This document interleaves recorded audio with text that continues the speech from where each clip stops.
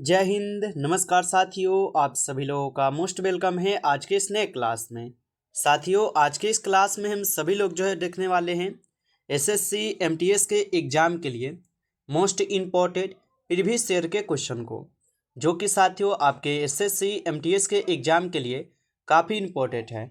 तो आप सभी लोग इस क्लास को बिल्कुल अच्छी तरीके से लास्ट तक देखिएगा और इस क्लास में दिए जाने वाले सभी प्रश्न को साथियों आप अच्छी तरीके से ज़रूर याद कर लीजिएगा, जिससे कि आप अपने एग्जाम में सभी क्वेश्चन को आसानी तरीके से बना पाएंगे।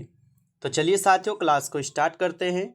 उनसे पहले यदि आप इस चैनल पर पहली बार जुड़े हैं तो साथियों आप इस चैनल को सब्सक्राइब कर लीजिए और सब्सक्राइब करके आप ऑल नोटिफिकेशन को ज़रूर ऑल पे दबा लीजिए, जिससे कि जब भी कोई नई क्लास हो सबसे पहले क्लास का नोटिफिकेशन आपके पास पहुंच सके। तो साथियों आप इस चैनल को सब्सक्राइब कर लीजिए, साथ ही साथ आप इस क्लास को भी लाइक ज़रूर कर लीजिएगा। तो चलिए क्लास को स्टार्ट करते हैं और देखिएगा साथियों क्वेश्चन क्या दिया गया है। साथियों क्वेश्चन दिया गया है कि निम्न में से कौन सी नदी गंगा की सहायक नदी नहीं है। चलिए साथियों यहाँ पर आंसर लगाइएगा। सभी क्वेश्चन साथियों बिल्कुल इंपॉर्टेंट और सिलेक्टेड क्वेश्चन है और आपको हर एक टॉपिक से आपको इस क्लास में सभी क्वेश्चन देखने को मिलेंगे। तो आप अच्छे से इन प्रश्न को साथियों जरूर याद कर लीजिएगा और बताइए कि निम्न में से कौन सी नदी गंगा की सहायक नदी नहीं है। तो गंगा की सहायक नदी माही नदी नहीं है। ऑप्शन डी इस क्वेश्चन का सही जवाब हो जाएगा, माही नदी जो क्या है गंगा की सहायक नदी नहीं है। अगला नंबर क्वेश्चन है, कटी बिहू नामक उत्सव किस राज्य में मनाया जाता है। चलिए साथियों आंसर लगाइए, कटी बिहू नामक उत्सव किस राज्य में मनाया जाता है। तो साथियों याद रखेंगे ये आपके असम में मनाई जाती है। ऑप्शन बी हो जाएगा सही जवाब, असम में। अगला नंबर क्वेश्चन देखेंगे, क्वेश्चन है कि 13 ताली किस राज्य का लोक नृत्य है। साथियों हर एक टॉपिक से क्वेश्चन है, जिससे कि आपके पेपर में यहाँ से सीधे सीधे प्रश्न देखने को मिलेंगे। और बताइए कि 13 ताली किस राज्य का लोक नृत्य है। तो आप याद रखेंगे मध्य प्रदेश का है साथियों। ऑप्शन ए हो जाएगा यहाँ पे सही जवाब, मध्य प्रदेश। नेक्स्ट क्वेश्चन है साथियों कि गंगाधर प्रधान किस शास्त्रीय नृत्य के लिए प्रसिद्ध है। बताइए कि गंगाधर प्रधान किस शास्त्रीय नृत्य के लिए साथियों प्रसिद्ध होगा। तो आप याद रखेंगे ओडिसी के लिए है। ऑप्शन सी सही जवाब है, ओडिसी के लिए। अगला नंबर क्वेश्चन देखिएगा साथियों कि वन विहार राष्ट्रीय उद्यान किस राज्य में स्थित है। चलिए आंसर लगाइए, वन विहार राष्ट्रीय उद्यान किस राज्य में स्थित है। तो वन विहार राष्ट्रीय उद्यान जो है साथियों याद रखिएगा भोपाल में है। ऑप्शन बी इस क्वेश्चन का सही जवाब है यहाँ पर, भोपाल में। अगला नंबर क्वेश्चन है साथियों, भारत का सबसे लंबा बांध कौन सा है। चलिए आंसर लगाइएगा कि भारत का सबसे लंबा बांध कौन सा है। तो भारत का सबसे लंबा बांध है साथियों यहाँ पर हीराकुंड बांध। ऑप्शन सी लगा रहे हैं तो आपका सही जवाब है साथियों हीराकुंड बांध। नेक्स्ट क्वेश्चन देखिएगा, क्वेश्चन है कि धीनोधर पहाड़िया किस राज्य या केंद्र शासित प्रदेश में स्थित है। बताइए साथियों धीनोधर पहाड़िया किस राज्य या केंद्र शासित प्रदेश में स्थित है। तो याद रखिएगा गुजरात में है। ऑप्शन ए हो जाएगा सही जवाब साथियों, गुजरात में है। चलिए अगला नंबर क्वेश्चन देखेंगे। क्वेश्चन है साथियों, लोकटक झील किस राज्य में स्थित है। चलिए आंसर लगाइएगा, लोकटक झील साथियों ये किस राज्य में स्थित है। तो याद रखिएगा लोकटक झील जो है ये मणिपुर में है। ऑप्शन डी इस क्वेश्चन का आपका सही जवाब है साथियों, मणिपुर में है। याद रखेंगे इसको। अगला नंबर क्वेश्चन देखिएगा, क्वेश्चन है कि बुक्का प्रथम को प्राचीन भारत में किस राजवंश का संस्थापक कहा जाता है।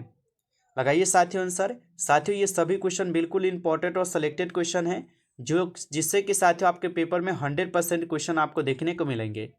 और बताइएगा कि बुक्का प्रथम को प्राचीन भारत में किस राजवंश का संस्थापक जो है ना कहा जाता है। तो साथियों याद रखेंगे संगम का। ऑप्शन यहाँ पर आप लोग का 20 सही जवाब है, संगम हो जाएंगे। नेक्स्ट क्वेश्चन है साथियों कि गोरखपुर किस नदी के किनारे स्थित है।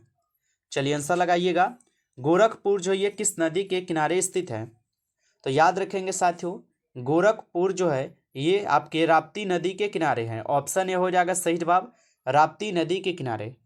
अगला क्वेश्चन देखिएगा, क्वेश्चन है कि होयसलेश्वर मंदिर किस राज्य में स्थित है। बताइए कि होयसलेश्वर मंदिर साथियों किस राज्य में है। तो याद रखेंगे ये कर्नाटक राज्य में हो जाएंगे। ऑप्शन ए सही जवाब है, कर्नाटक राज्य में। अगला नंबर क्वेश्चन देखिएगा, भारत की प्रथम रेलवे यूनिवर्सिटी कहाँ जो है ना स्थित है। तो बताइए भारत की प्रथम रेलवे यूनिवर्सिटी कहाँ स्थित है? तो साथियों याद रखेंगे ये बड़ोदरा में होगा। ऑप्शन यहाँ पर आप लोग का 20 सही जवाब है, बड़ोदरा में।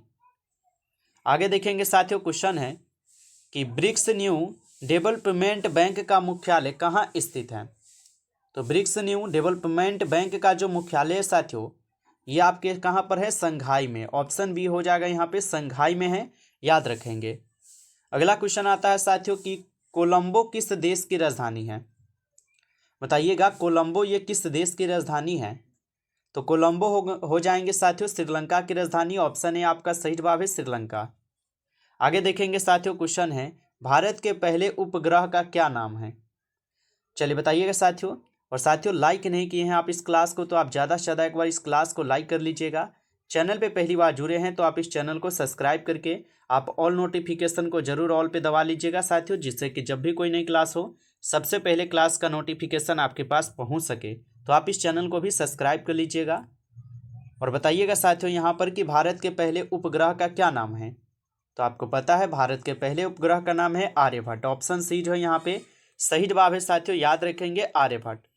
अगला क्वेश्चन देखिएगा, क्वेश्चन है कि प्रधानमंत्री जनधन योजना कब शुरू की गई थी? चलिए बताइएगा साथियों कि प्रधानमंत्री जन धन योजना कब शुरू की गई थी?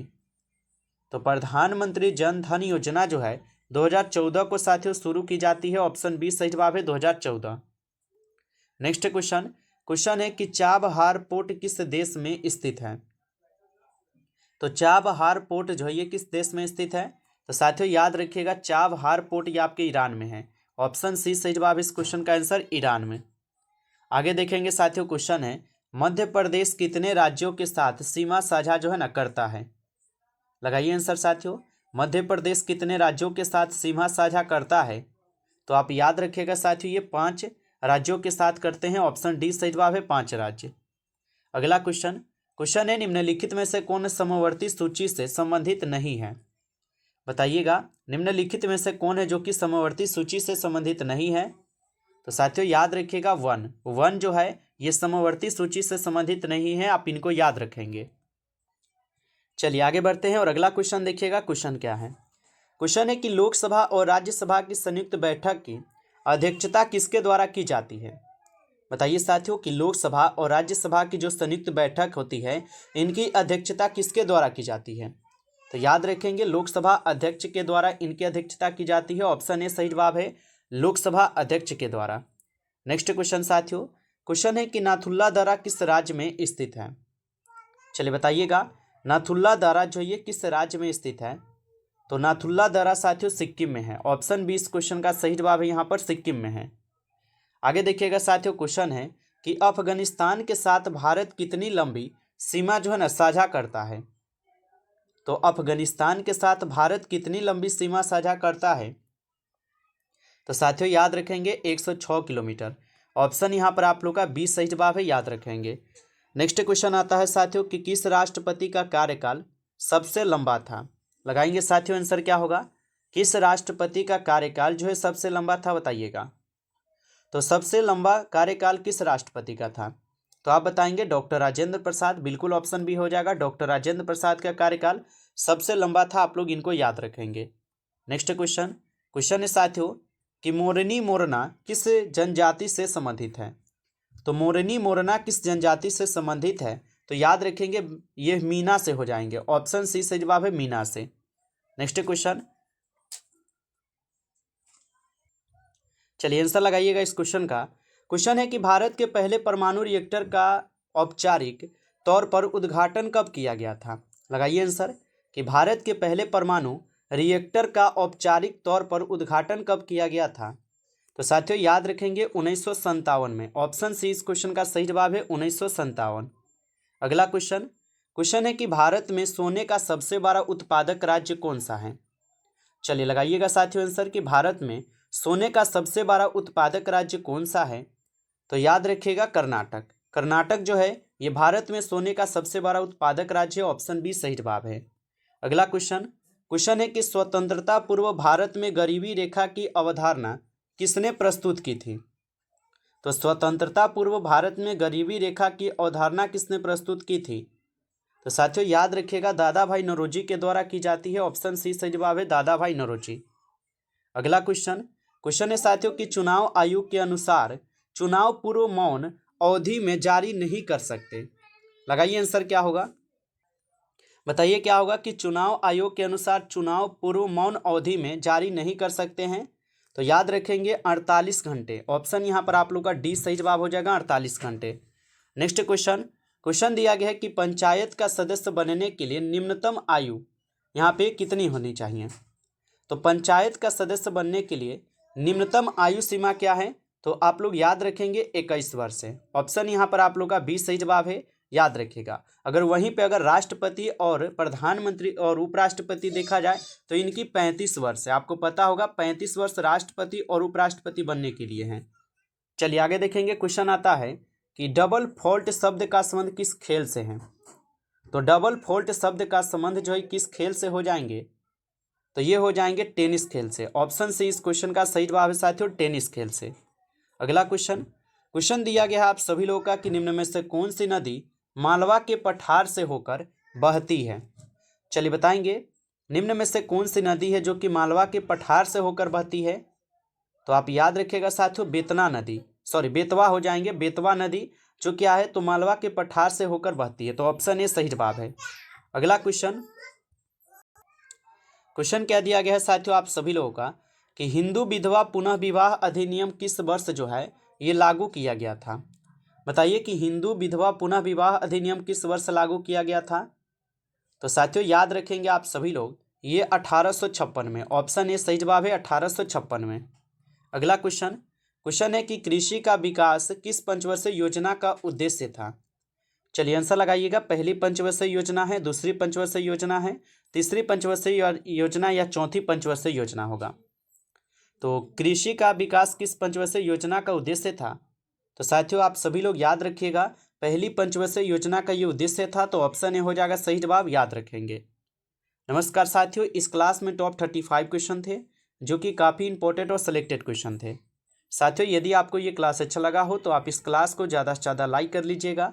चैनल पे पहली बार यदि आप जुड़े हैं तो आप इस चैनल को भी सब्सक्राइब कर लीजिए और सब्सक्राइब करके आप ऑल नोटिफिकेशन को जरूर ऑल पे दबा लीजिए साथियों, जिससे कि जब भी कोई नई क्लास हो सबसे पहले क्लास का नोटिफिकेशन आपके पास पहुंच सके। तो आप इस चैनल को सब्सक्राइब कर लीजिए।